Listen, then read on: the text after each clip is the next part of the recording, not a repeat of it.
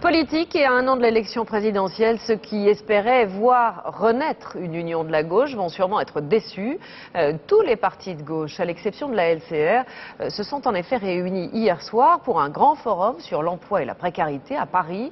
François Hollande a été sérieusement chahuté par ses alliés potentiels, plutôt sévères sur les années de gestion socialiste au gouvernement. L'entente n'est pas vraiment cordiale. Hélène Hugues, Vincent Lucas. Des retrouvailles sans enthousiasme. Les leaders de gauche s'affichent côte à côte, mais le public n'est pas dupe. Ma première question à François Hollande. Je souhaiterais connaître les leçons que vous avez tirées à la suite du référendum du 29 mai dernier. Il faut que vous nous donniez envie que l'on vote pour vous l'année prochaine. Je vous demande une chose, de faire cette union en nous concertant sur un programme, un vrai programme socialiste.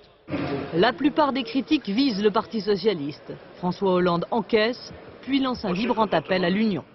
Il faut gouverner ensemble, si on veut réussir ensemble. Et si vous doutez de nous, et j'ai cru comprendre que ça pouvait traverser l'esprit de chacun, ne nous laissez pas seuls. Ne nous laissez pas seuls. Faites en sorte qu'on soit tous ensemble sur les mêmes propositions.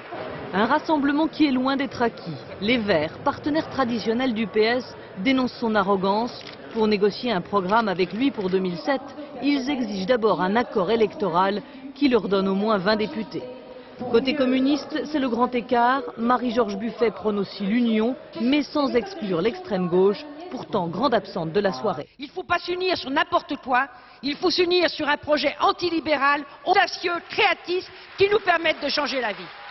En 2002, la division avait contribué à l'échec de Lionel Jospin. À moins d'un an de l'élection présidentielle, la gauche est toujours aussi plurielle. L'actualité